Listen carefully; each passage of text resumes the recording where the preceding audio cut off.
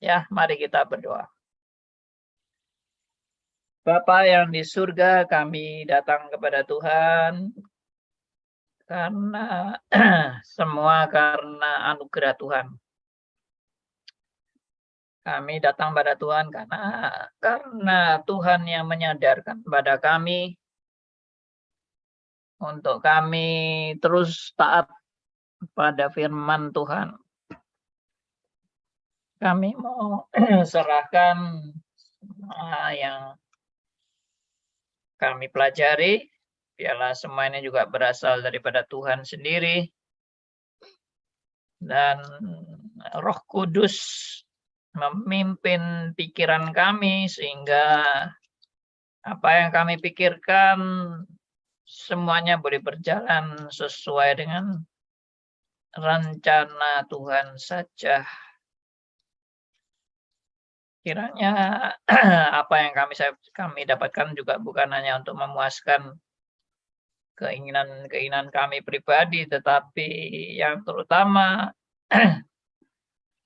hidup kami juga boleh memuliakan nama Tuhan. Terima kasih dan menjadi berkat bagi sesama kami. Kami serahkan semuanya ini dalam nama Tuhan kami Yesus Kristus, Tuhan dan Juru Selamat kami yang hidup sampai selamanya. Amin. Oke. Seperti biasa saya share kepada Anda bahan atau materi dari Ordo Salutis.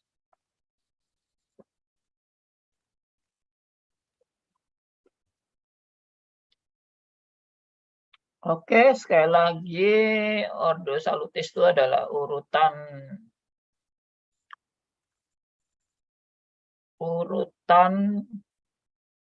langkah-langkah keselamatan. Urutan langkah-langkah keselamatan. Atau urutan rancangan keselamatan Allah. Saya mau mengajak Anda untuk kembali kepada presupposisi. Karena presupposisi ini penting ya.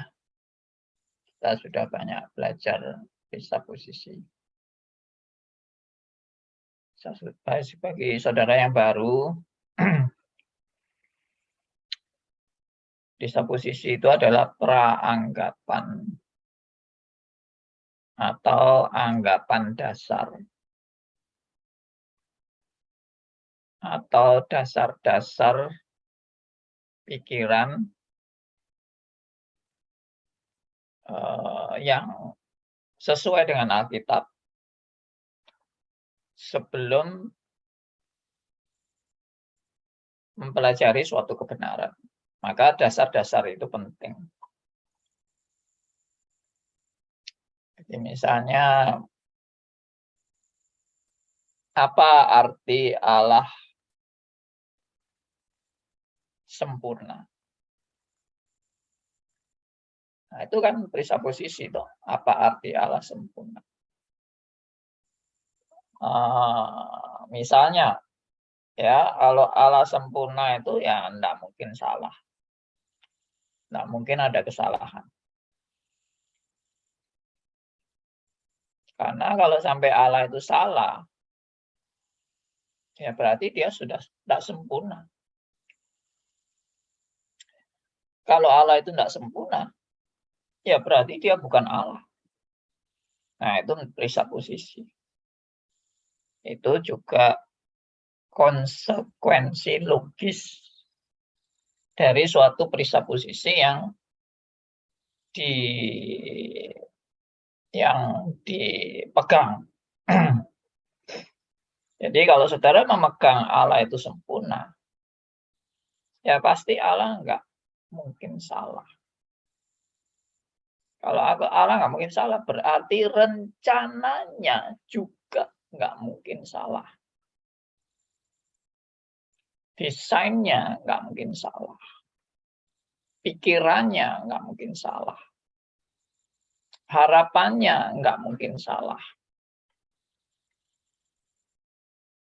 Ini salah satu aja dari presupposisi itu. Misalnya juga Allah itu maha tahu. Ya kalau maha tahu ya enggak mungkin ada yang Allah nggak tahu kan. Ya, apakah ada pikiran yang tersembunyi yang Allah nggak tahu? Ya, meskipun Adam dan Hawa di Taman Eden itu bersembunyi, setelah mendengar langkah-langkah Allah, apakah Allah kebingungan mencari Adam dan Hawa? Ya, itu juga menunjukkan bahwa Adam dan Hawa itu pengetahuannya tentang Allah itu juga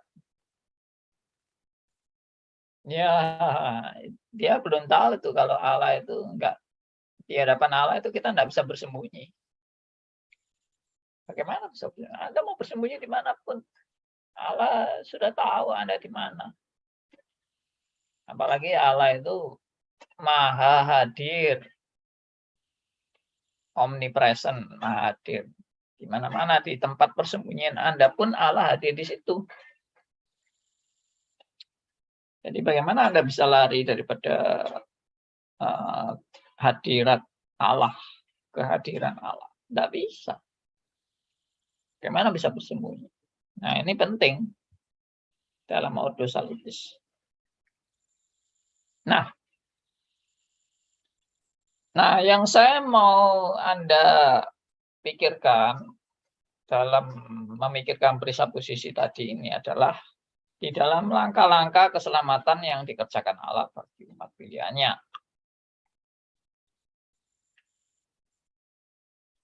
Saya berkeyakinan bahwa ordo salutis ini sebetulnya bagi Allah itu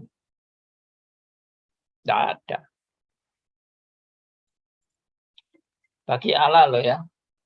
Kalau bagi kita mungkin kita perlu menyadari ordo salutis ini karena untuk kita itu sadar bagaimana cara Allah bekerja. Maksudnya unsur-unsur Allah bekerja itu kayak apa unsur-unsurnya. Sehingga dengan mempelajari langkah-langkah ini kita memahami unsur-unsur kerja Allah itu. Tapi bagi Allah sendiri itu hanya pengetahuan untuk manusia. Untuk manusia pilihannya Allah ini memahami, wah inilah pekerjaan Allah yang luar biasa bagi rencana keselamatannya.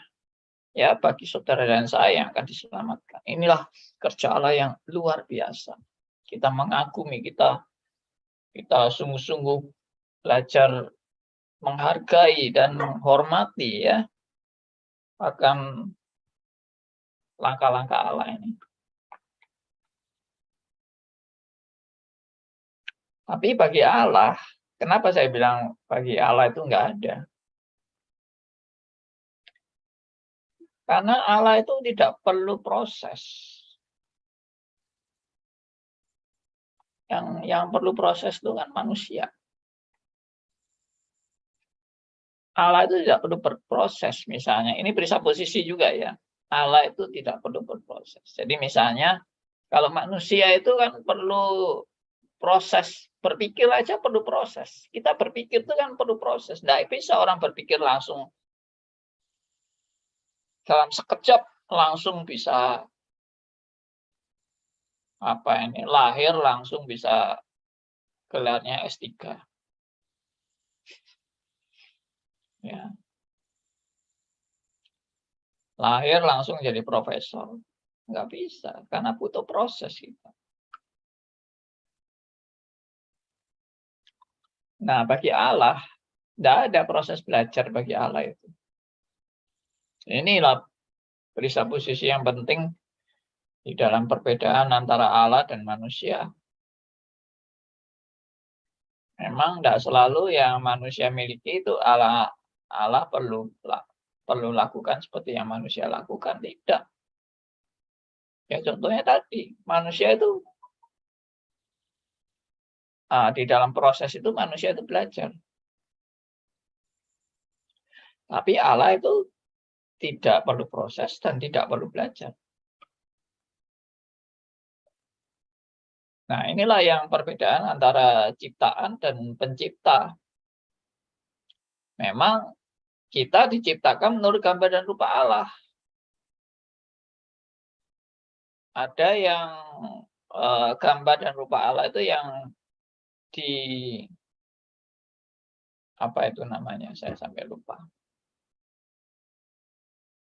Dikomunikasikan kepada manusia. Tetapi ada gambar dan bukan gambar dan rupa Allah. Ada sifat-sifat Allah yang tidak dikomunikasikan kepada manusia, yang manusia tidak akan pernah bisa memiliki sifat-sifat Allah itu, yaitu tadi Maha Kuasa. Apakah manusia Maha Kuasa? Ya enggak lah. Maha Tahu. Apakah manusia Maha Tahu? Ya enggak lah. Maha Hadir. Apakah manusia Maha Hadir?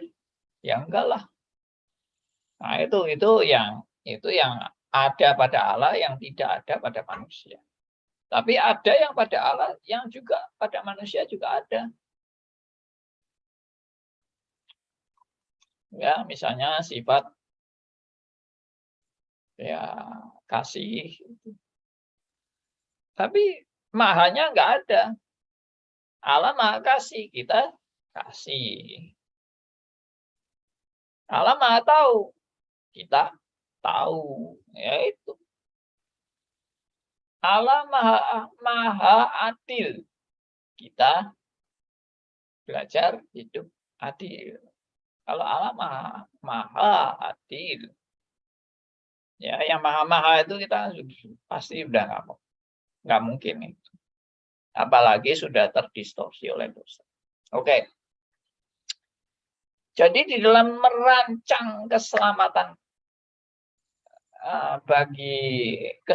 merancang keselamatan yang Allah rancangkan ini, Allah itu tidak perlu proses di dalam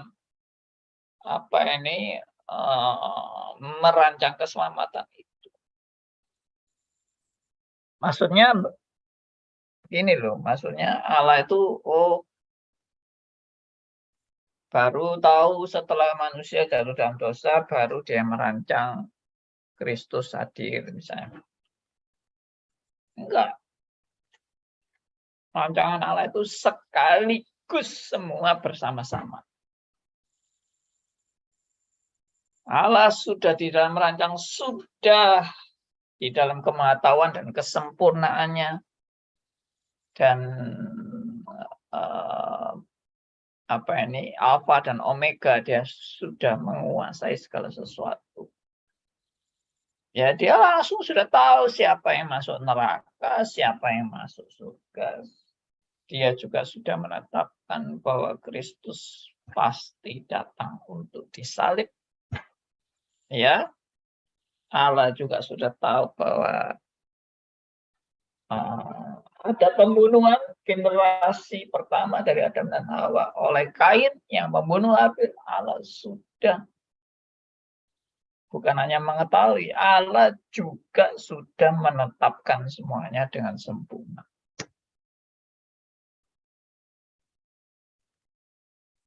Sekali lagi, kenapa? Ya karena Allah itu Maha Kuasa, Maha Tahu, Maha Sempurna, ya Maha Hadir, dan semua maha itu yang dimana tidak ada satu kuasa pun yang bisa menyamai kuasa Allah, apalagi melampauinya. Lebih nggak mungkin. Tidak ada juga satu kuasa yang bisa merusak rancangan Allah yang sudah ditetapkan dengan sempurna.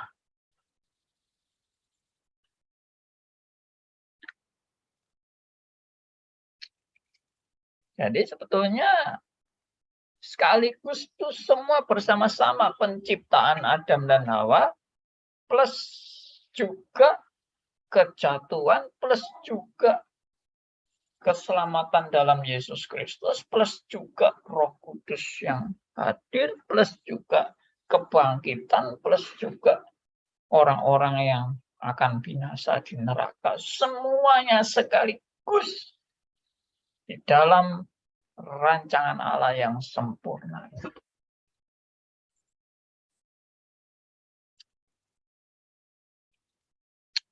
Jangan katakan, wah kalau begitu ini cuma wayang aja Pak, sandiwara. Jangan. Saya sudah bolak-balik menjawab dalam diskusi-diskusi yang lalu. Ya, kalau sandiwara kan berarti Allah pura-pura aja, hanya bermain-main aja. Dan kita yang menjalani hidup ini juga sandiwara. Ya berarti kita hanya bermain-main dalam hidup ini. Enggak, ini bukan main-main, ini serius. Allah pun tidak merencanakan ini dengan main-main, tapi serius. Bahkan Allah juga terlibat di dalam rancangannya yang sempurna itu, di mana Allah juga harus mengalami penderitaan. Allah pribadi kedua, Yesus Kristus, mengalami penderitaan, dan penderitaan itu juga dialami Allah Tritunggal. Jadi ini bukan jadi rancangan Allah itu bukan sebab akibat. Karena begini lalu menjadi begini, karena begini lalu menjadi begini. Ya, kalau Adam dan Hawa tidak jatuh dalam dosa, ya Kristus nggak usah datang. Karena Adam dan Hawa jatuh dalam dosa, maka Kristus harus datang. Nah, itu bukan seperti itu. Rancangan Allah itu bukan kalau begini, begini, kalau begini, begini. Rancangan Allah itu harus begini, begini, begini, begini. Dan itu sudah pasti.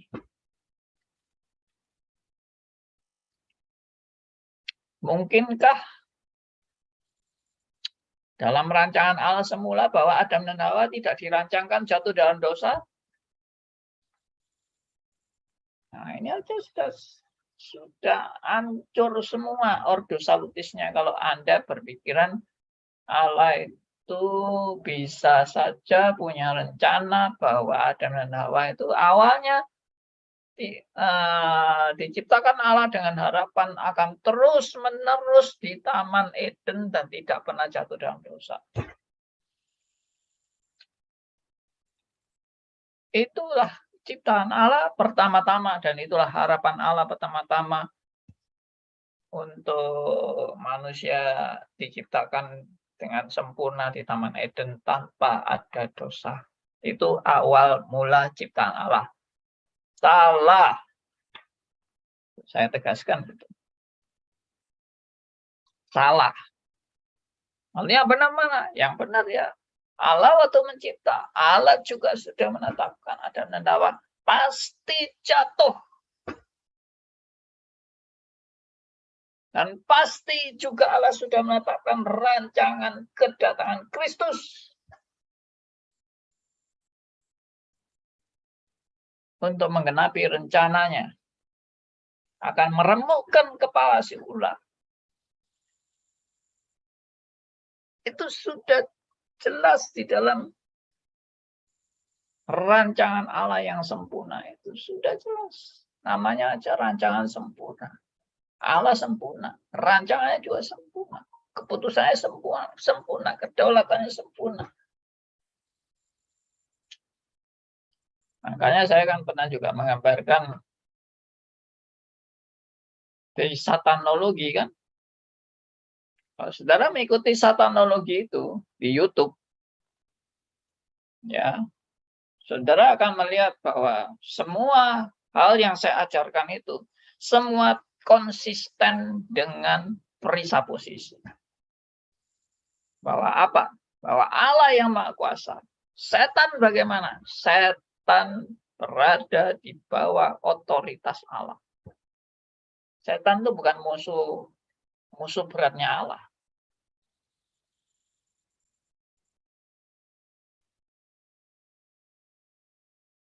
Allah tidak pernah kewalahan mengalahkan setan. Untuk mau melenyapkan setan dalam sekejap sekaligus. Bagi Allah tidak ada yang sulit. Oh, statusnya setan aja itu sudah ciptaan kok. Dan Allah pencipta kok. Masa pencipta kalah dengan ciptaan? Konyol amat kan? Itu namanya kekonyolan tuh. Pencipta kalah dengan ciptaan. Itu kekonyolan. Dan itu menunjukkan pencipta yang tidak maha kuasa. Karena kalah dengan ciptaannya. Logikanya itu harus jelas itu bisa posisinya. Oke. Jadi saya harap saudara nangkap sharing saya ini, pengajaran saya ini, dan itu menjadi satu fondasi yang penting di dalam kita berdiskusi selanjutnya. Ya, oke. Kalau ada yang kurang paham, mau tanya, silakan. Bisa raise hand-nya. Ya, kasih reaction tangan supaya saya tahu juga kalian mau tanya. Baik, saya lanjut.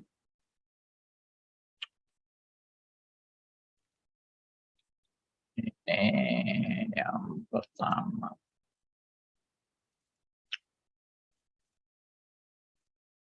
Yes.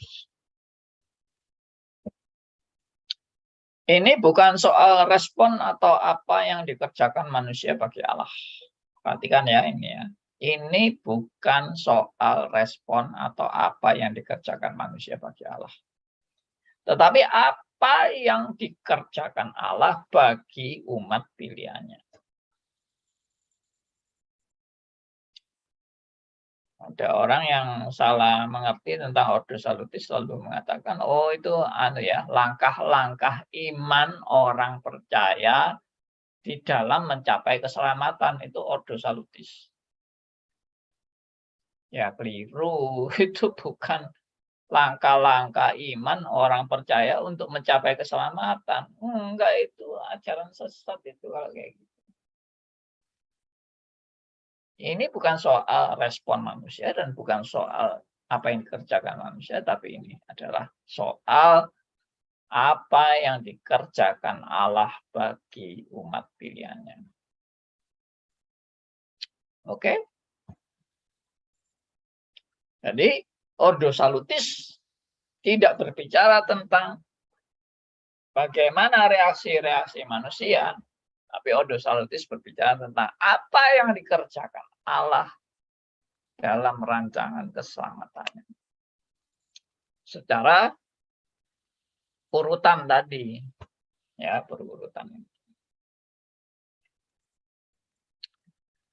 Ya memang kalau di dalam Ordo Salutis ini mungkin ada beberapa perbedaan-perbedaan dari beberapa susunan Ordo Salutis ini. Ada beberapa, tapi perbedaan-perbedaan yang ada di kalangan orang-orang Reform ini enggak terlalu prinsipnya. Itu hanya perbedaan-perbedaan kecil. Tapi spiritnya itu sama. Bahwa ini menunjukkan Allah yang berkarya, Allah yang berencana, Allah yang punya planning terhadap segala ciptaannya, dan khususnya keselamatan bagi umat pilihannya. Planning Allah tentunya mencakup keseluruhan ya. Seluruh ciptaannya, langit dan bumi. Tapi terfokus. Seperti yang saya pernah paparkan. Allah menciptakan langit dan bumi. Allah menciptakan planet, matahari. Tapi karya Allah terfokus pada bumi. Karena itu dikatakan langit dan bumi. Bumi adalah tempat di mana manusia dan segala makhluk diciptakan di bumi. Ya, maka itu tidak ada planet-planet lain yang ada isinya. Hanya bumi. Oh, ada Pak UFO. Ngawur. UFO itu hanya karangan manusia. Tidak usah percaya. Ya, buktinya sampai sekarang. Oh, katanya UFO mendarat. Ya, dengan orang-orang yang ahlinya itu. Makhluk-makhluk yang ajaib dari UFO itu. Mana? Ngomong kosong. Saya bukan sempit, tidak percaya adanya kemungkinan-kemungkinan ya, dan makhluk-makhluk yang mungkin di luar apa yang kita tahu. Saya percaya Alkitab. Dan Alkitab hanya bicara langit dan bumi. Alkitab tidak bicara alam ciptakan planet-planet, alam ciptakan galaksi. Dan Allah menciptakan makhluk-makhluk di skala alam semesta ini, termasuk di planet-planet lain. Juga ada makhluk-makhluk ciptaan Allah yang luar biasa. Nah, kalau emang seperti itu dikatakan di Alkitab, ya saya percaya. Tapi Alkitab tidak pernah dan sangat jelas fokus daripada pekerjaan Allah itu adalah ya dua hal aja yang paling dikerjakan, yaitu langit dan bumi. Dan fokusnya Allah, pekerjaan Allah itu adalah bumi. Di mana manusia diciptakan menurut gambar dan rupa Allah di bumi. Allah menciptakan juga binatang di laut, udara, ya, daratan, di bumi.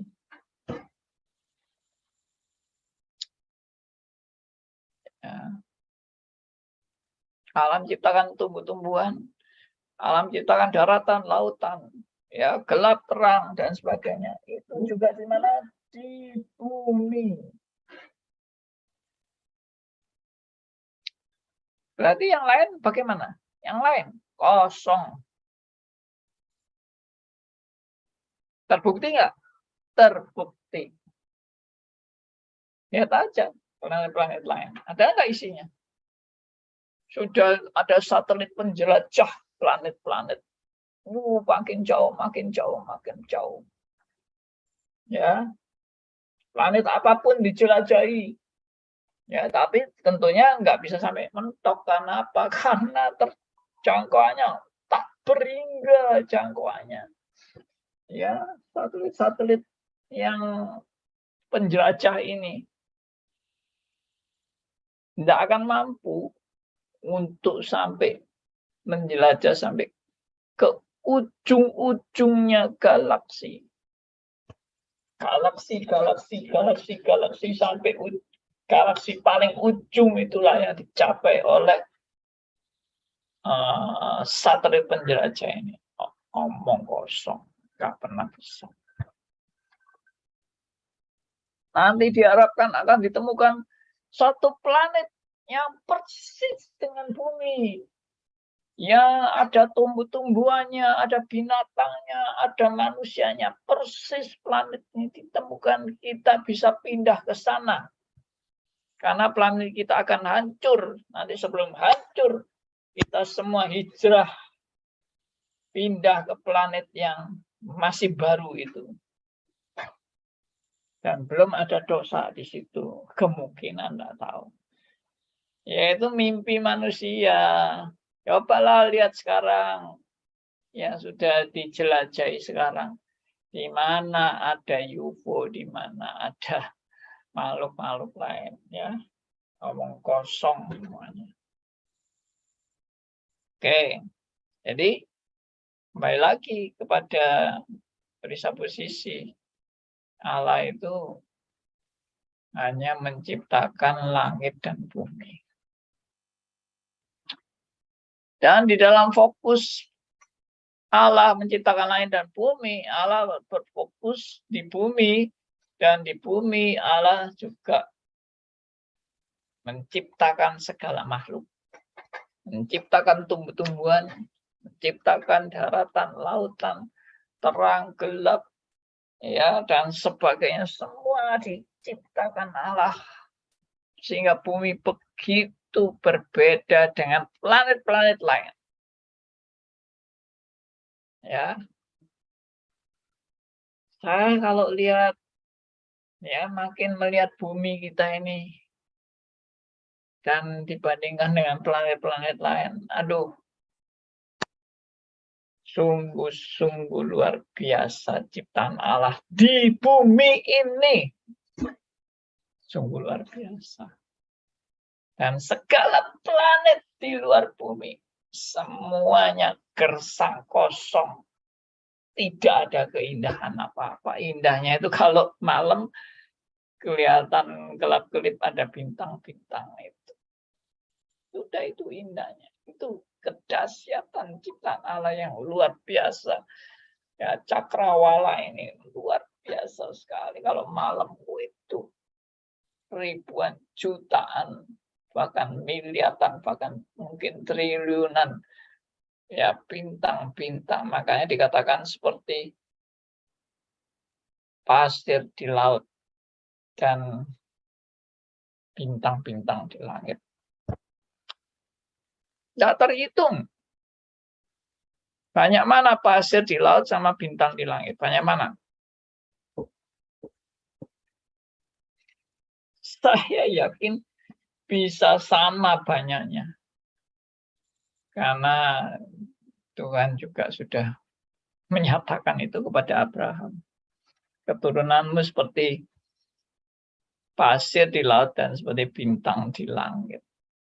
Ya, berarti kan itu menunjukkan kesamaan itu. Bintang di langit, pasir di laut. Itu menunjukkan kesamaan luar biasa, dahsyat. Ya, saya dulu pikir itu keliru itu. Ya, mestinya pasir di laut pasti lebih banyak daripada bintang di langit.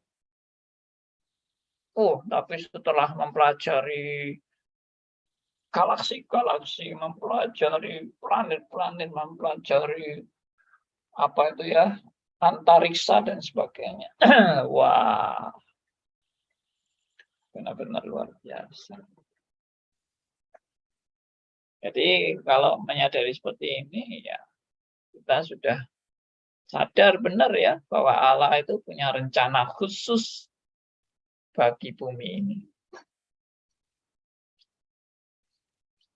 Ya. Nah, itu kita perlu bersyukur.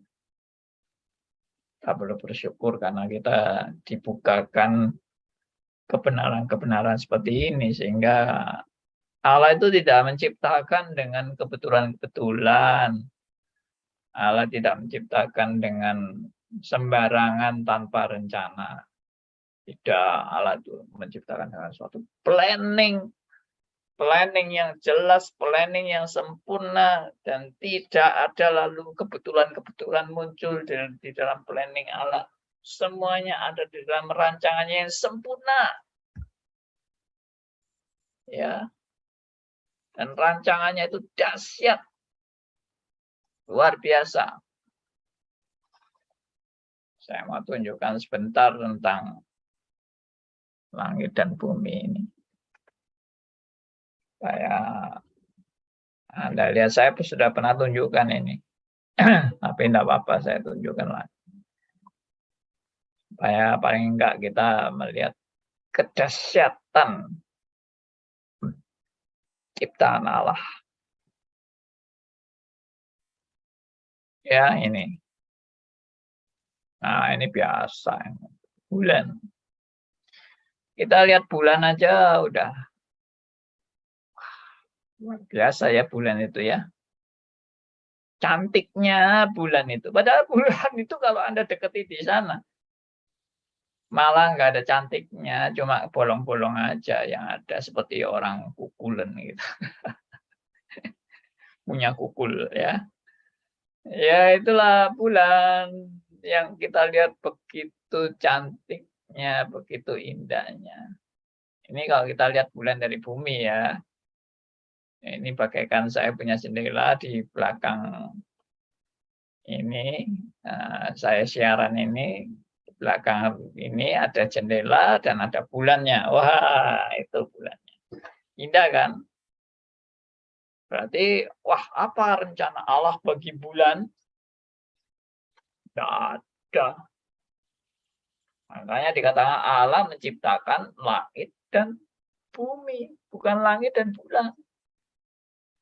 Bukan langit dan matahari, langit dan bumi. Rancangan Allah itu ada pada bumi, bukan pada langit. Ya, memang itu termasuk semua dalam ciptaan Allah.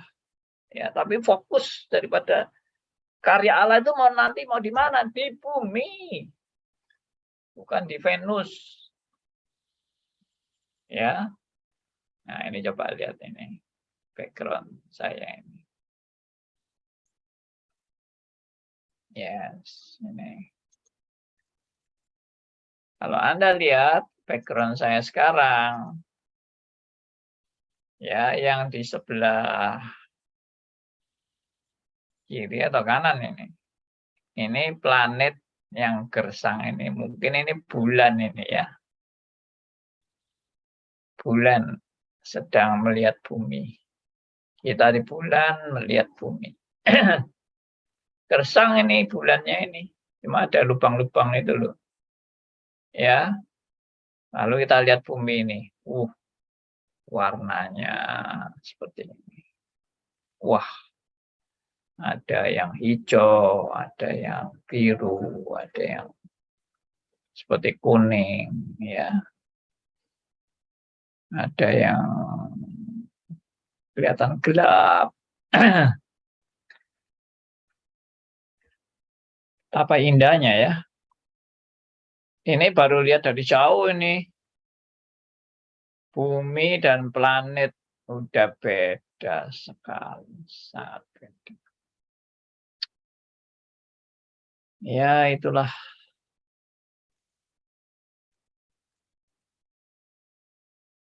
Balik lagi.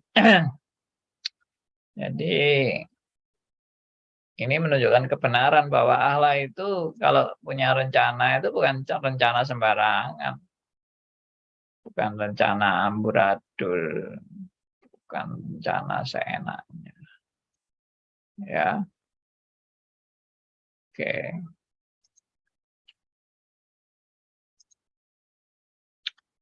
Baik, kembali lagi. Ordo Salutis.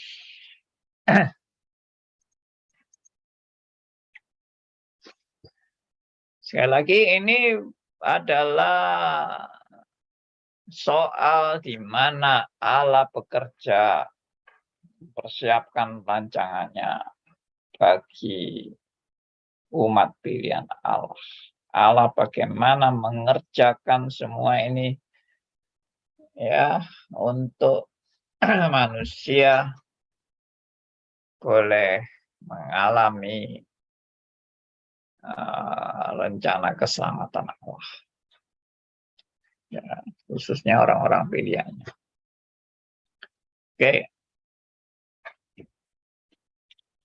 Nah, ini yang tadi sedikit saya singgung. Ini bukan soal sampai level berapa kedudukan rohani seseorang dalam usaha mencapai kesucian hidup mendekati surga. Salah. Kalau presupposinya seperti ini. Jadi ini bukan soal sampai di mana level. Soal sampai level berapa kedudukan rohani seseorang dalam usaha mencapai kesucian hidup mendekati surga. Tidak. Ordo Salutis itu bukan sampai di mana Anda sudah mencapai tingkat kekudusan Anda untuk Anda bisa mencapai keselamatan. Enggak, itu salah. Ordo Salutis bukan soal Anda mencapai seberapa, tapi ini adalah bagaimana Tuhan menggenapi rencana keselamatannya kepada orang pilihan. Nah, itu. Bagaimana Tuhan menggenapi rencana keselamatannya bagi orang pilihannya. Oke. Sekali lagi, bukan soal apa yang dikerjakan manusia sehingga terjadi anugerah Allah, tapi tentang apa yang sepenuhnya dikerjakan Allah untuk memberikan anugerahnya, untuk menggenapi misi kerajaan Allah serta menyediakan anugerah khusus bagi umat pilihannya. Ini poinnya. Apa yang sepenuhnya dikerjakan oleh Allah, bukan apa yang dikerjakan manusia. Menggenapi misi kerajaan Allah serta menyediakan anugerah khusus bagi umat pilihannya, serta menyatakan keadilan dan murkanya bagi orang yang ditetapkan untuk binasa. Sudah ini. Ini ordo salutis. Inilah yang dipersiapkan Allah, yaitu keselamatan bagi orang pilihannya dan kebinasaan bagi orang yang dimurkai.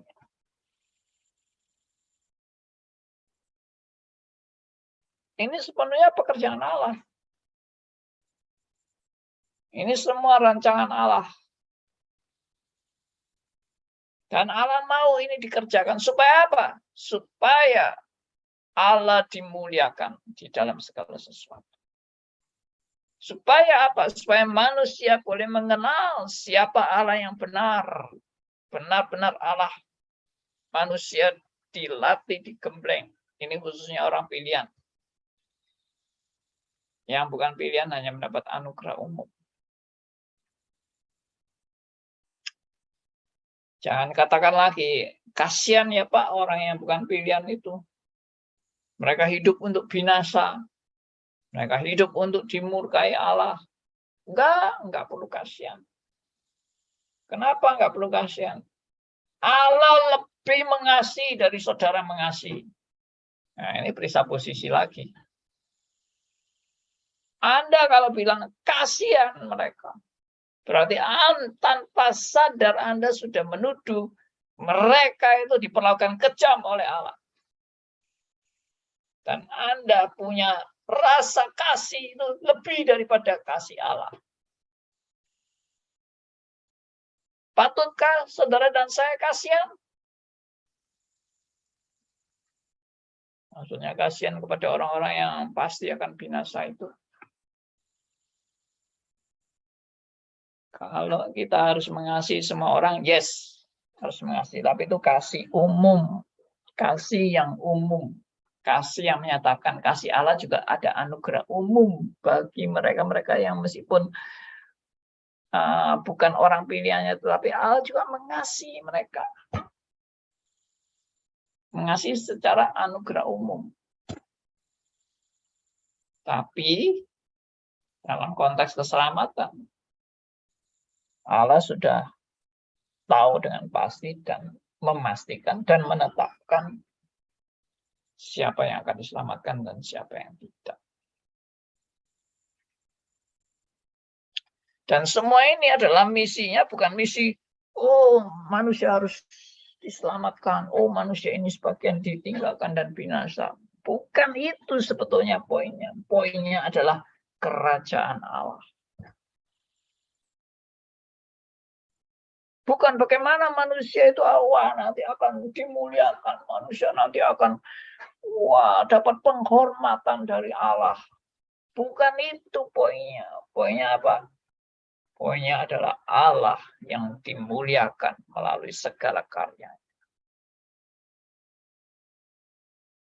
Itu poinnya. Jangan salah langkah, jangan salah menafsirkan, dan jangan salah perisa posisi. Anda diselamatkan buat apa? Buat Anda selamat, titik. Enggak, Anda diselamatkan supaya hidup Anda adalah hidup bagi Allah. Anda diselamatkan supaya apa? Supaya hidup Anda bukan hidup sia-sia, tapi hidup memuliakan Allah. Itu poin keselamatan. Bukan keselamatan adalah bukan berarti lalu Anda dulu hidupnya menderita, sekarang hidup bahagia selama-lamanya. Itulah inti dari rencana Allah. Anda mengalami kebahagiaan selama-lamanya. Salah. Itu bukan inti daripada rencana Allah. Inti daripada rencana Allah adalah hidup Anda yang diselamatkan oleh Allah. Memang Anda dari binasa sekarang sudah mendapat keselamatan dan mendapat kebahagiaan yang sejati. Tapi supaya melalui kebahagiaan yang sejati yang Anda peroleh ini, Anda bisa memancarkan kasih Allah bagi dunia. Karena Anda diciptakan sebagai, Anda setelah diselamatkan, Anda berperan sebagai garam dan terang dunia.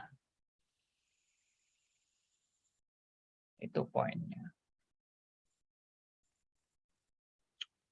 Kalau Allah mengerjakan segala sesuatu demi kepentingan kita, demi keselamatan kita, demi kita tidak dihukum di neraka, demi kita tidak binasa. Allah mau mengorbankan anaknya, semua demi kita ya, demi manusia nanti dimuliakan, demi manusia nanti diselamatkan, demi manusia nanti dibangkitkan. Semua demi manusia akan mengalami kebahagiaan yang luar biasa. Oh, semua demi manusia. Ngawur.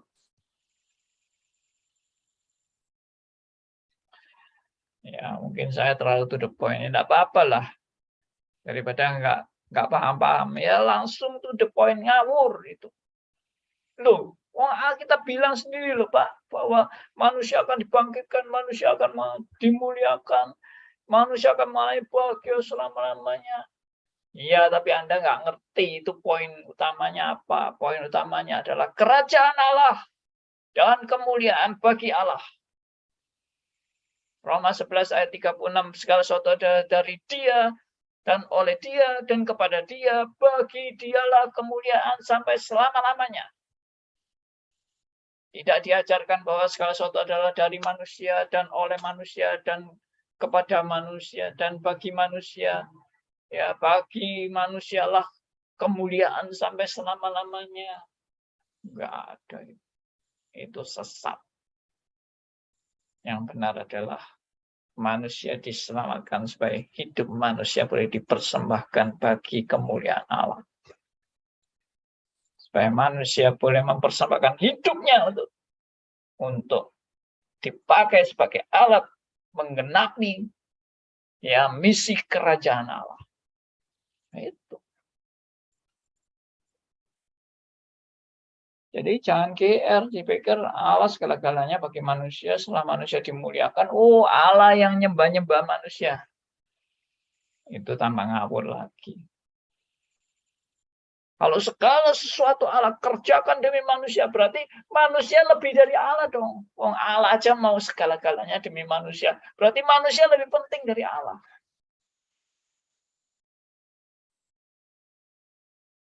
Kalau Allah saja sampai mau mengorbankan segala-galanya demi manusia, berarti manusia itu lebih Allah dari Allah.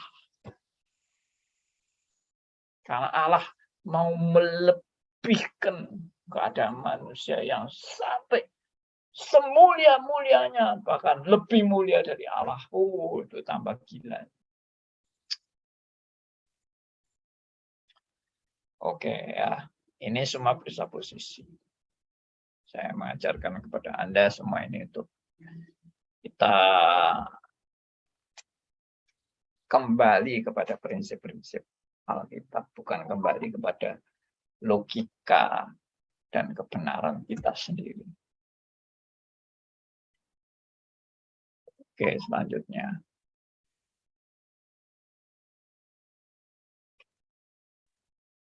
Apa yang sepenuhnya dikerjakan Allah sebagai anugerah bagi umat pilihannya. Telah ditetapkannya, direncanakannya dengan sempurna. Sejak dalam kekekalan sebelum dunia dijadikan. Alias sebelum penciptaan. Dalam hikmat dan bijaksana Allah yang sempurna. Ya.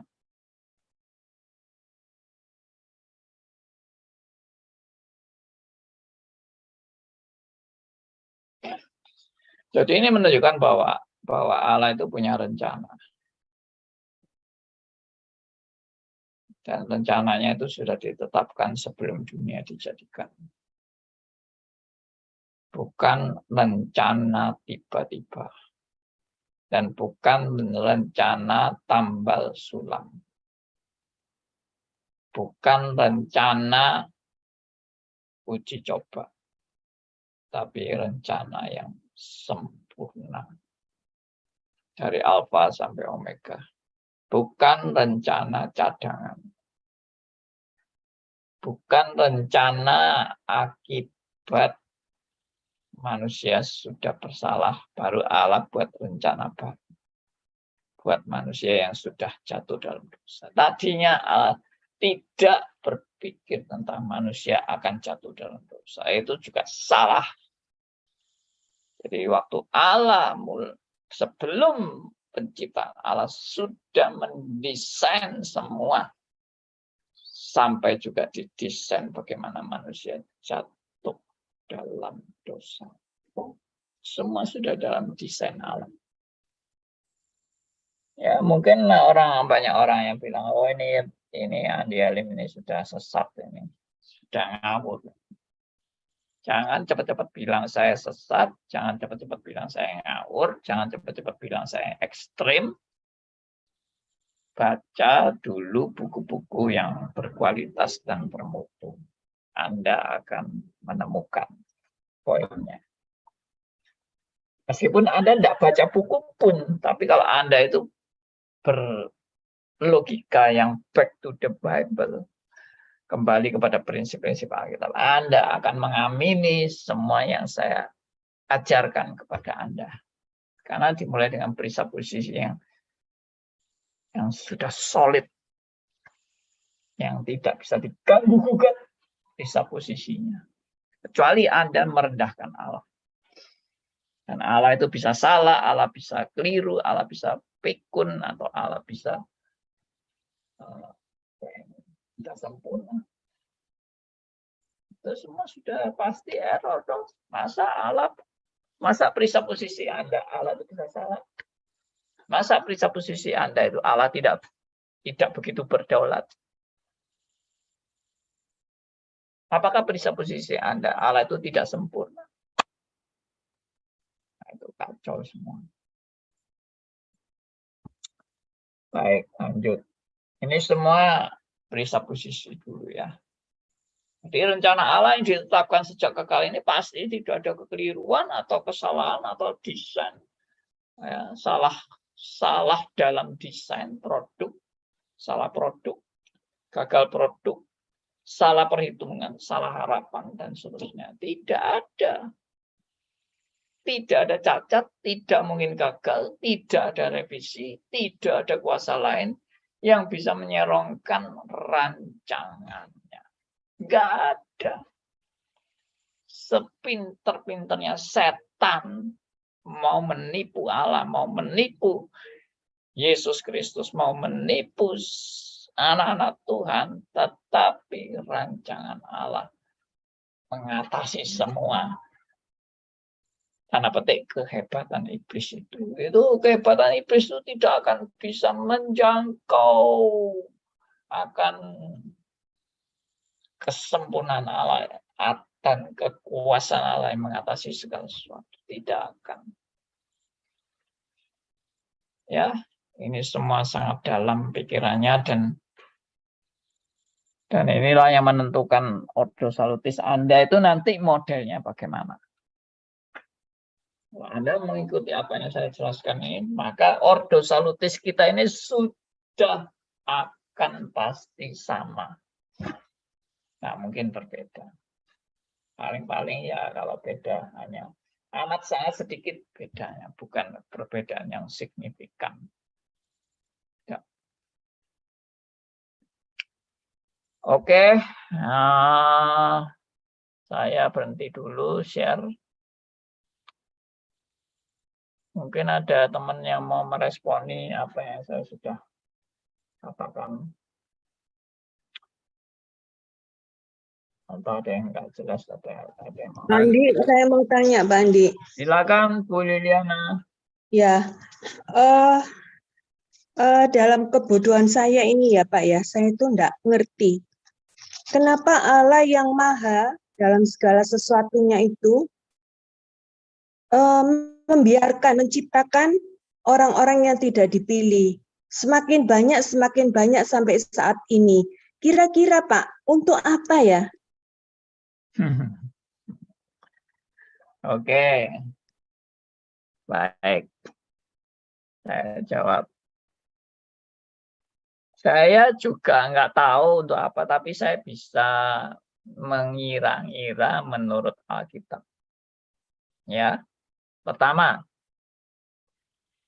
ada perumpamaan gandum dan lalang. Ada penabur gandum, ada penabur lalang. Dan itu sudah istilahnya di dalam penetapan itu terjadi. Lalu pertanyaannya kan, buat apa Tuhan itu yang punya kebun itu kok membiarkan penabur lalang? Kenapa kok lalangnya nggak dihalangi, nggak dilempar aja benih lalangnya itu? Keluar aja sudah, tidak di kebun ini. Tapi kenapa dibiarkan masuk dalam kebun? Nah, itu saya tidak mau jawab dulu kenapanya. Tapi yang saya mau jawab adalah itu semua ada di dalam rencana Allah. Ada gandum, ada lalang. Bisa nggak tukang kebun itu misalnya, tukang kebun itu kan tahu kan ada penabur lalang kan? Itu. Tukang kebun itu ya Allah. Bukan tukang kebun, yang punya kebun. Ya, bisa nggak yang punya kebun itu, ya, karena dia Allah kan Maha tahu kan. Lalu kemasukan penabur benih lalang, lalu yang punya kebun langsung memerintahkan orang-orangnya. Usir itu penabur benih lalang. Ngaco. Usir semua.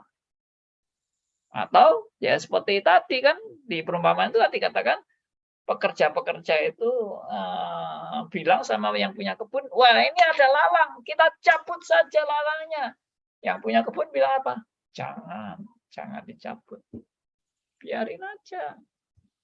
Bertumbuh bersama.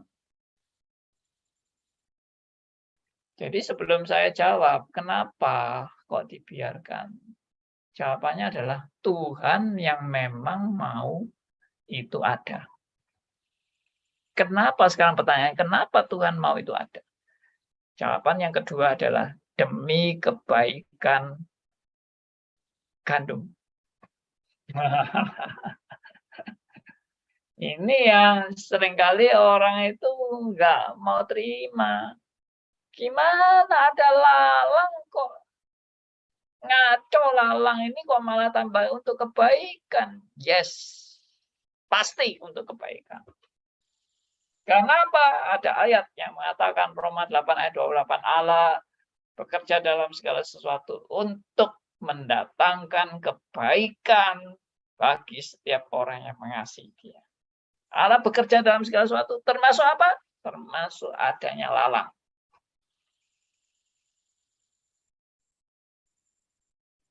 Demi apa? Demi kebaikan. Kebaikan siapa? Kebaikan gandum. Tapi bagaimana itu kebaikan? Kok bisa itu lalang? Kok bisa menjadi kebaikan? Ya itu Anda dan saya yang perlu belajar. Kenapa Tuhan membiarkan lalang tumbuh bersama dengan gandum? Kok tidak dicabut aja? Yang punya kebun bilang, jangan dicabut. Karena nanti kalau dicabut, gandumnya ikut tercabut. Biarin aja. Nanti waktu menuai, baru dituai.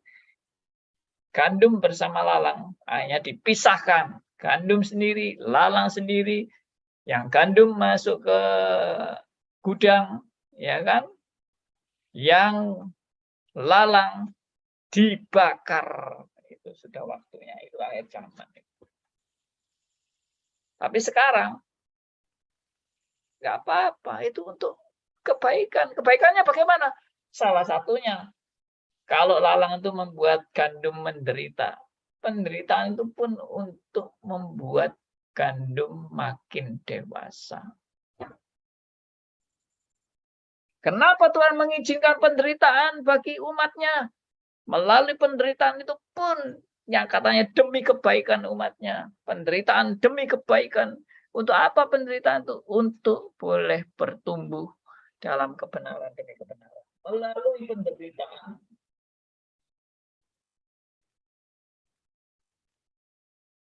Melalui kekacauan yang dihadirkan oleh lalang itu. Nggak apa-apa, anak Tuhan tuh dilatih untuk makin dewasa.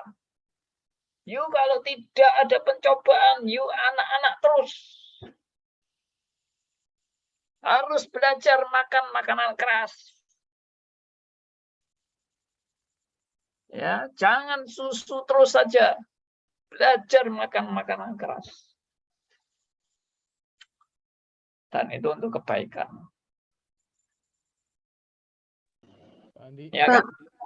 ya, jadi intinya lalang itu untuk menguji anak-anak Tuhan, menguji gandum ya Pak ya. Alat sebagai alat dari Tuhan untuk menguji anak-anak Tuhan. Sebagai alat dari Tuhan. Dari Tuhan untuk kebaikan anak-anak Tuhan, untuk menguji, untuk melatih, untuk membuat makin dewasa. Betul ya, gitu ya Pak ya. Yes. Oke. Ya. Baik, silakan. Siapa tadi yang panggil saya siapa? Saya, Pak. Oh ya Pak Endarto, silakan. Pelajaran yang saya dapatkan pada hari ini, kenapa lalang harus ada supaya gandum semakin bersandar dan bergantung dan berharap hanya kepada Tuhan saja, Pak. Itu pelajaran yang saya terima. Yes. Sangat betul. Jadi supaya gandum sadar kepada siapa dia bergantung. Ya, kalau pada dirinya sendiri, ya habis sudah. Tanpa ditopang oleh Sang Pencipta, kita semua sudah habis lenyap. Silakan. Pak Pendeta. Ya, Bu Lani. Maksudnya yang itu yang di kitab Kejadian yang di mana kata Tuhan, di manakah engkau? Maksudnya apa sih Pak? Itu yang waktu maksudnya ngumpet, kan pasti tahu dong, Allahnya pasti tahu di mana, tapi maksudnya bicara di manakah engkau gitu kan ditanya. Ya. Maksudnya gimana Pak kata-kata itu? Oke, sebentar.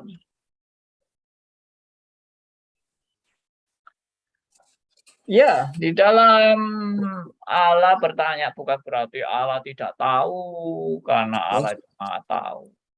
Bukan Allah tidak mengerti kalau Adam dan Hawa bersembunyi, karena Allah sudah tahu Adam dan Hawa bersembunyi.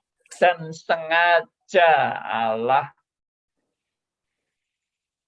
langkah-langkahnya itu didengar oleh Adam dan Hawa. Sengaja. Karena Allah bisa saja melangkah tanpa didengar.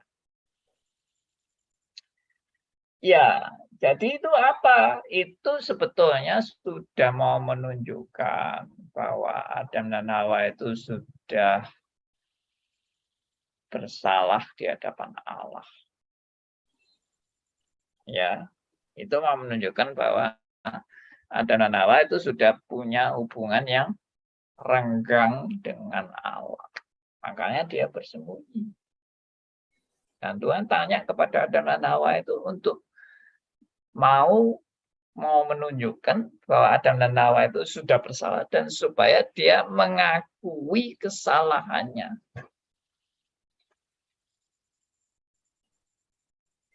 Itu supaya manusia itu sadar dirinya sudah bersalah dan siap berhadapan dengan Tuhan. Malah bersembunyi.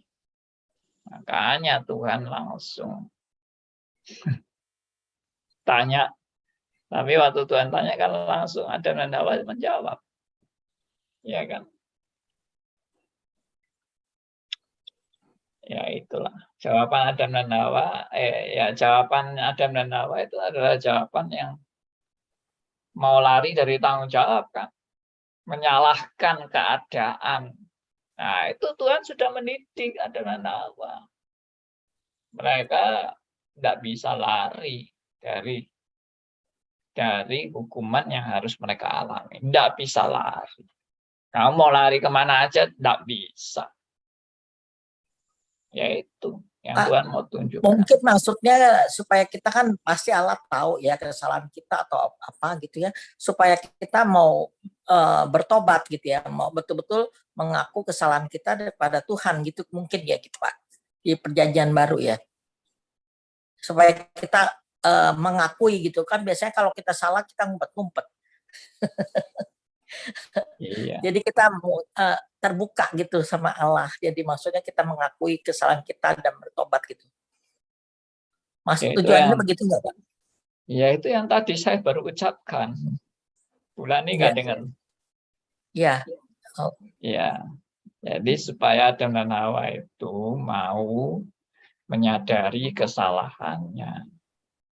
Iya. Ya, bukan Allah nggak tahu, Allah itu sudah tahu. Oke. Ya oke, terima kasih. Ada yang sudah angkat tangan, saya kasih giliran teman yang sudah angkat tangan, mulai dari ini aja, Pak Yus Tanujaya, silakan. Mic-nya bisa, ya, oke. Bisa pakai kamera atau? Ya. Selamat malam silakan. Pak Andi, selamat malam juga teman-teman. Ini dia. Iya. Pak Darmius. Iya. Darmius toh ini. Terima kasih. Justru kan beberapa setiap kesempatan demi kesempatan berjumpa dengan dan menerima pengajaran dari Pak Andi. Jadi saya melihat presa posisi kita semakin tajam, semakin kuat. Nah, terkait dengan tadi bahwa Tuhan, ada statement dari Pak Andi, itu ada statement yang menarik saya lihat. Tuhan memang mau itu ada, terkait dengan ada keberadaan gandum dan ilalang, kan begitu. Nah, saya memahami bahwa ini terkait dengan atribut Allah yang Maha Kudus. Di mana saya belajar dapat bahwa pengertian pemahaman kudus adalah ia memisahkan dan mengkhususkan bagi Allah. Jadi ia sendiri memisahkan, naturnya memang memisahkan. Naturnya Allah Kudus itu memang memisahkan. Jadi memang iya. Itu natur kudus. Natur Maha Kudus itu memang memisahkan. Memisahkan dan mengkhususkan bagi Allah. Nah, itu yang pernah saya dapat, Pak. Kados, Pak. Kados, kudus artinya kan kados ya. Kados itu memang memisahkan. Iya, betul. Dan mengkhususkan bagi Allah. Nah, kemudian itu naturnya Allah Maha Kudus. Kemudian kalau kita lihat Efesus 1 ayat 4. Sebab di dalam Dia Allah telah memilih kita sebelum dunia dijadikan supaya kita kudus.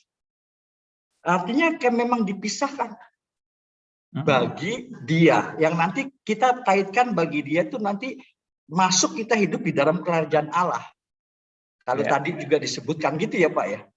Jadi apapun yang bisa kita sebutkan itu memang bersumber dari naturnya Allah. Yes. Semua moralitas apapun harus kita kembalikan kepada Allah ya Pak.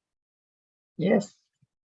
Jadi presaposisi yang artinya waktu kita belajar doktrin Allah, di mana Allah adalah Maha Kudus, berarti memang iya naturnya dia mengadakan itu tadi lalang dan gandum, termasuk bagaimana nanti gandum itu menjadi dewasa, menjadi kudus karena keberadaan ilalang. Ya. Kira-kira begitu ya Pak ya mekanismenya ya Pak ya.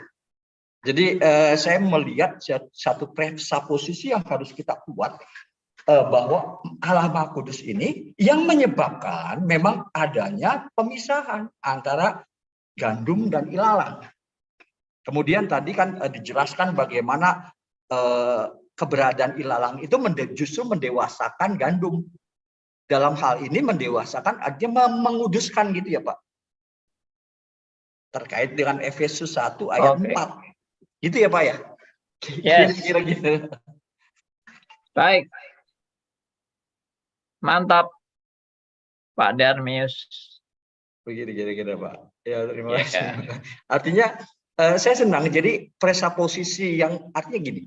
Sesuatu yang dulu kita belajar Allah Maha Kudus, itu kan kadang-kadang kita dapat nggak penuh. Tetapi waktu kita Bapak berikan penjelasan ini, seolah-olah itu semacam apa ya, yang tadinya samar-samar atau terpisah, kemudian menjadi connected gitu loh Pak, menjadi lebih apa ya, solid atau lebih komprehensif gitu loh Pak. Yes. Kira-kira. Oke. Diperjelas Pak, maksudnya itu Pak. Yes. Jadi silakan. Ya silakan, mungkin Pak Andi bisa. Oke. Saya kira sih Pak Andi bisa lebih. Oke. Saya akan teruskan ya. Iya. Jadi dari apa yang dikatakan Pak Darmius, kehadiran lalang itu justru makin tanda petik membantu gandum. Mengkuduskan. Nah, membantu gandum untuk melihat kekudusan yang sesungguhnya. Ya, Efesus Ya. 1:4 itu Pak. Kekudusan yang sesungguhnya. Kalau istilahnya begini, makin adanya lalang, makin kontraslah antara kegelapan dan terang. Itu. Kalau tidak ada lalang, itu kontrasnya nggak jelas itu. Maksudnya Ya. manusia perlu belajar dari kekontrasan. Ya. Allah itu kontras ya Pak ya. Iya. Allah itu kontras Pak ya. Jadi misalkan begini, saya pernah kasih ilustrasi kan. Di dalam satu kelas, ternyata seluruh kelas itu adalah kelas jenius. Maka seluruh kelas yang jenius itu sebetulnya tidak ada istimewanya. Karena jenius semua kok. Jadi jenius itu pun menjadi rata-rata. Tidak ada yang istimewa dari yang jenius itu. Tapi kalau jenius ini digandengkan dengan yang istilahnya on ya toh, ya maaf ini hanya istilah aja ya kan. Itu. Oh, baru jelas ini ada orang yang sangat nggak mampu pikirannya, ada orang yang sangat mampu, luar biasa, kontras itu. Makin kelihatan lah bahwa jenius itu memang luar biasa. Tapi kalau semua satu kelas itu sama semua jeniusnya, tidak ada yang luar biasa. Nah, ini hanya ilustrasi ya. Ilustrasi untuk mau menunjukkan bahwa kita di dunia ini masih perlu diproses untuk mengenal kekudusan yang datang dari Allah itu luar biasa. Ya itu, Tuhan mau melatih kita memang. Nanti malam. Ya, silakan. Tapi kalau saya tanya, bagi Lalang sendiri, Pak, bagi si Lalang, dia tidak mikir, Pak, bahwa kehadirannya untuk sesuatu yang baik, Pak. Oh Jadi kan iyalah. Lalang berbuat sesuatu memang karpe dewa gitu, Pak. Jadi dia tanggung jawab sendiri, bukan berarti dia, seperti Pak Ade terangkan, wah jadi satu berkat bagi Gandum. Berarti Lalang itu kan hadir memang karena memang tingkahnya, polanya seperti itu, Pak. Dan itu tanggung jawabnya dia sendiri. Oh iya Maksudnya, dong. Pak, ya. Ya enggak mungkin Lalang menyadari fungsinya adalah untuk kebaikan bagi Gandum, itu tidak ada. Ya, Lalang pasti ingin menghancurkan Gandum, itu keinginan Lalang. Tapi sesuatu yang maksud jelek dari Lalang itu pun dipakai Allah untuk kebaikan bagi Gandum. Ya. Nanti akhirnya Lalang pun juga sadar bahwa kemuliaan itu hanya bagi Allah, tapi sudah terlambat sadarnya. Itu setelah dia nanti mengalami hukuman kekal. Lalang pun harus bertekuk lutut untuk mengakui bahwa yang patut dimuliakan hanya Allah Tritunggal. Tapi itu nanti kalau sudah berada di tempat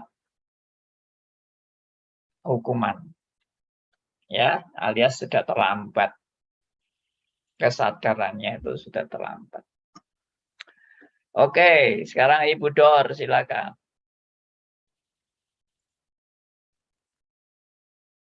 Ya Pak, selamat malam.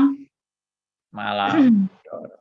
Ya, menarik untuk bicara Lalang dan Gandum ya Pak. Terima kasih untuk pernyataan Bapak tadi. Bahwa Ya. itu atas keinginan dari Tuhan sendiri. Benarlah Alkitab bicara seperti itu. Saya kalau boleh saya mau lihat di Amsal pasal 16, ini juga pernah Bapak singgung dulu. Tuhan membuat segala sesuatu untuk tujuannya masing-masing.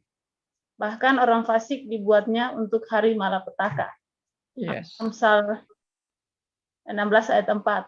Jadi orang fasik juga sengaja diciptakan Allah untuk tujuan Allah, mungkin menjadi alat murkanya Allah. Seperti itu. Yes. Iya Pak, itu saja. Terima kasih. Oke, terima kasih. Juga alat murka Allah dan juga alat untuk kebaikan bagi Gandum. Ya. Itu sama dengan juga di tengah-tengah domba ada kambing, juga ada serigala. Semua adalah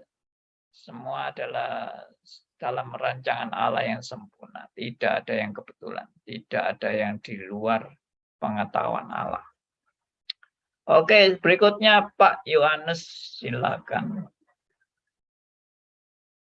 Pak Yohanes ini dengan nama Angela. Mungkin untuk supaya tidak bingung, Angela ini bisa dirubah namanya dengan rename, Pak ya. Ada perintah rename di Zoom kita itu. Oke, Pandi. Silakan, Ya, Pak Yohanes.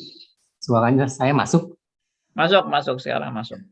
Ya, saya mau menambahkan sedikit untuk Gandum dan Lalang. Ya. Tuhan menciptakan Gandum dan Lalang masing-masing ada kelebihannya di samping kekurangannya. Jadi kalau ada Gandum di dekat kita dan ada Lalang, pada saat kita membutuhkan, ada kalanya sesama, yaitu sesama Gandum, mungkin bisa menolong kita, mungkin juga dia tidak mau menolong kita. Dia lagi sibuk atau bagaimana, atau dia nggak tertarik untuk menolong kita. Nah, masih ada lalang yang bisa membantu kita. Nah, kenapa? Karena lalang juga mempunyai banyak kelebihan-kelebihan di samping kekurangannya. Dia tidak selalu mengacau, kadang-kadang dia bisa membantu informasi, atau betul-betul menolong kita. Contohnya misalnya, lalang itu dan gandum itu ada di sekitar kita, tetangga kita lah misalnya gitu. Pada saat kita membutuhkan yang paling dekat kan yang menolong kita biasanya tetangga, Pak. Bukan saudara kita yang jauh di mana atau saudara seiman kita yang lagi di mana gitu. Atau lalang ini juga ada yang di dekat-dekat kita yang memberikan informasi, sharing-sharing, ternyata bisa dipakai menjadi alat Tuhan menyadarkan kita atau menguatkan kita. Jadi lalang pun memiliki kelebihan-kelebihan seperti gandum umumnya. Kan bedanya lalang dengan gandum adalah pada anugerah khusus aja, Pak. Kalau yang anugerah umum kan lalang juga punya. Jadi belum tentu selalu mengacaukan sih lalang itu. Samping tadi memang lalang bisa menjadi sempit, bisa berduri, bisa menyakitkan ya, tapi juga banyak kelebihan-kelebihan lain dari lalang sih. Itu, Pak. Oke. Terima kasih. Saya sepakat bahwa yang namanya lalang juga dipakai untuk kebaikan yang positif. Secara anugerah umum, yes. Yaitu sendiri saya juga pernah ajarkan itu. Anugerah umum itu pun bagi orang-orang bukan pilihan. Dan juga banyak orang bukan pilihan yang adalah orang tanda petik, orang baik. Yang dipakai Allah untuk juga menolong orang pilihan. Ya, saya pernah kasih contoh misalnya, Pak Tong pun pernah dioperasi oleh dokter yang bukan Kristen. Ya, dan banyak contoh-contoh lain, bukan hanya Pak Tong dioperasi oleh dokter yang bukan Kristen, tapi juga ada peristiwa-peristiwa lain. Kita juga tanda petik ditolong oleh orang yang bukan Kristen. Tapi mengenai pilihan atau tidak pilihan, kita jangan menghakimi dulu ya, karena kita nggak tahu. Sekarang mungkin dia bukan orang percaya, tapi mungkin 5 tahun lagi menjadi orang percaya. I don't know juga. Makanya menurut saya sih, jangan langsung divonis mereka itu lalang ya. Enggak. Jadi kita kalau ngomong lalang itu bagi orang yang sudah pasti ditentukan binasa. Dan memang pasti ada orang yang sudah ditentukan binasa, itu pasti. Sama seperti orang ada yang sudah, bukan ada ya, semua orang itu ada yang ditentukan untuk binasa, ada yang ditentukan untuk selamat. Tapi siapakah mereka? I don't know. Saya terus terang nggak berani kalau menyebut si A adalah lalang, si B adalah gandum. Nggak berani saya menilai begitu. Yang saya cuma lihat secara fenomena adalah, oh ini Kristen, ini bukan Kristen. Sudah. Apakah ada orang Kristen yang bohong? Apakah ada orang Kristen yang suka bohong? Ada. Apakah ada orang bukan Kristen yang jujur? Ada. Apakah ada orang yang bukan Kristen yang baik dan menolong orang Kristen? Ada jawabannya. Tapi apakah mereka orang pilihan atau tidak? I don't know. Karena belum final kan dalam hidupnya dia. Jadi saya tidak bisa menentukan. Oke? Ada lagi, silakan. Kalau ada. Pak. Siapa ini? Pak Fritz. Mic-nya. Andi. Oh, Pak Johan, silakan. Mic-nya belum. ininya ada gangguan ya. Oh ya, silakan. Kok ada gangguan, Pak? Sudah bisa sekarang. Bisa ya, Pak Andi? Ya. Bisa, Pak Andi? Bisa. Oke. Nah, itu berarti termasuk kita orang Kristen, Pak Andi ya. Berarti ada lalang di dalamnya ya. Oh iya. Iya. Soalnya saya juga merasakan dalam perlakuan kehidupan kita selaku persekutuan, justru banyak hal-hal yang bikin kita nggak sinkron gitu dengan rekan-rekan sepelayanan gitu. Tapi di sini saya belajar, mulai hari ini saya belajar makin diteguhkan gitu. Justru Allah izinkan ada lalang, rekan-rekan yang seperti itu, makin mendidik kita, makin membawa kita mengenal lagi akan rencana dan kasih Tuhan di dalam, supaya makin membentuk kita, karakter kita, semua kita. Jadi sungguh bersyukur kalau malam ini saya juga ada dalam link malam ini, makin mengenal dan mengerti, makin sempurna pengajaran yang Pak Andi sampaikan. Terima kasih Pak Andi. Baik, terima kasih Pak Johan. Ya sekali lagi kita nggak tahu ya mereka betul-betul lalang apa tidak, tapi mungkin mereka masih Kristen-Kristenan, bukan Kristen beneran. Ya, mereka masih Kristen yang nggak ngerti Kristen, mungkin ya. Nah, apakah mereka nanti suatu saat bertobat? Semoga. Ya, saya tetap di dalam ketidaktahuan kita tetap harus punya kerinduan orang-orang yang kita layani adalah orang-orang yang suatu saat Tuhan selamatkan dia. Tapi kita nggak tahu keputusan Tuhan bagaimana, kita nggak tahu. Kita berharap saja. Oke. Baik. Sudah ya. Ini sudah jam 9 ternyata. Wah, sudah lewat. Oke, teman. Jadi di dalam perisa posisi hari ini kita diteguhkan kembali ya bahwa Allah kita itu tidak pernah salah berencana.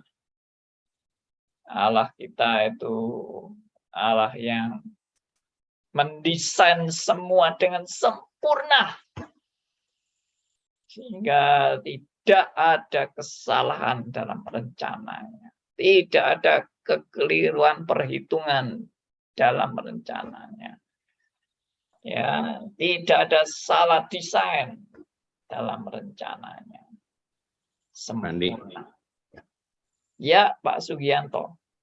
Saya baru baca Google nih. Memang ilalang itu sangat berguna di tanaman, di tanah. Dia memperkuat tanah, Pak. Oh, kalau gitu ya. Tanahnya itu jadi ambles. Nah, jadi itu yang Bapak bilang bahwa Tuhan merencanakan sempurna, ilalang tidak dicabut secara fisik, mungkin tujuannya memang itu memperkuat Pak gandum-gandum itu. Okay. Nah, itu berarti sama dengan kita. Kalau nggak ada ilalang, kita lemah. Good. Itu mungkin pendapat saya, Pak. Yes. Jadi Tuhan pakai ilalang untuk menguatkan anak-anak Tuhan. Good. Terima kasih infonya. Ada lagi sudah? Kalau sudah, kita bersyukur pada Tuhan ya. Melalui belajar-belajar seperti ini, kita makin mengerti semua ada dalam rencana Tuhan. Tidak ada yang kebetulan, tidak ada yang salah. Apapun yang terjadi, semua punya ada tujuan yang jelas. Ya, bahkan musibah, malapetaka, sakit penyakit, problema hidup, penderitaan, ada bahkan pemerkosaan, pembunuhan, ya, pembakaran, ya, termasuk pembakaran gereja, pengerusakan, pembantaian anak-anak Tuhan. Tidak ada yang kebetulan. Tidak ada yang keliru dalam rencana Tuhan. Kita tahu pasti Tuhan punya rencana yang terindah bagi setiap anak-anaknya. Meskipun kita belum bisa memahami dengan sempurna. Tapi yang pasti rencana Tuhan itu indah bagi setiap anak-anaknya. Tapi indahnya Tuhan dengan indahnya kita bukan standarnya seringkali nggak sama ya, karena kita selalu pikirannya kepada hal yang hanya sementara. Tuhan pikirannya kepada hal yang kekal. Ya. Jadi kita tidak usah khawatir di dalam kesementaraan ini kita akan lewati dan kita akan menyeberang kepada hal yang kekal. Menyeberangnya melalui apa? Ya, tidak ada jalan lain, melalui kematian. Tapi tidak boleh mati sekarang. Karena Tuhan masih mau memberi saudara dan saya hidup untuk berkarya, untuk bertumbuh, untuk digembleng, untuk dilatih, untuk hidup jadi berkat, untuk hidup memuliakan Tuhan, untuk hidup lebih mengenal kebenaran demi kebenaran. Melalui segala permasalahan hidup, problema, tantangan, kesulitan, ya, kita dilatih Tuhan untuk makin dewasa. Oke, bersyukur untuk semuanya ini, dan semua ini juga sebagai suatu presupposisi tadi saya bilang, rencana keselamatan Allah yang sempurna. Ya, dan tidak tambal sulam. Tidak trial and error, tidak seperti kelinci percobaan.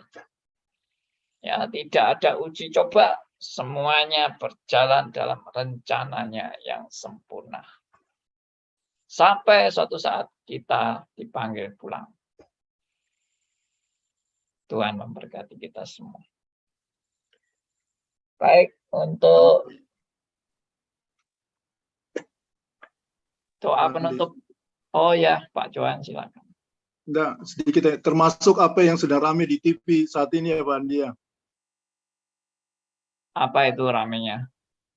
Ya, yang lagi rame, kita lagi dengar semuanya di TV kan Pak. Ya, begitulah. Tentang berarti semua itu juga ya. Ya, artinya itu kan mau menunjukkan supaya mana yang benar, mana yang tidak Pak ya. Ya. Yang betul-betul sungguh-sungguh ya.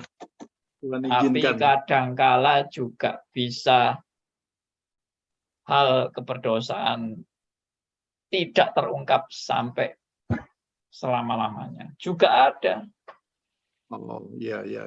Tidak selamanya dosa itu ditelanjangi. Ada dosa yang tidak terungkap sampai selama-lamanya. Ya, tidak apa-apa, biarpun tidak terungkap, tidak apa-apa. Nanti di pengadilan pasti terungkap, ya kan? Jadi Tuhan itu tetap Maha Tahu, biarpun tersembunyi dalam sejarah manusia, Tuhan sudah tahu. Ya, orang goblok itu yang merasa aku bisa menyembunyikan segala sesuatu. Hore, aku tidak ketahuan. Hore. Ya, karena kamu goblok. Ya. Dan kamu justru tidak menemukan anugerah.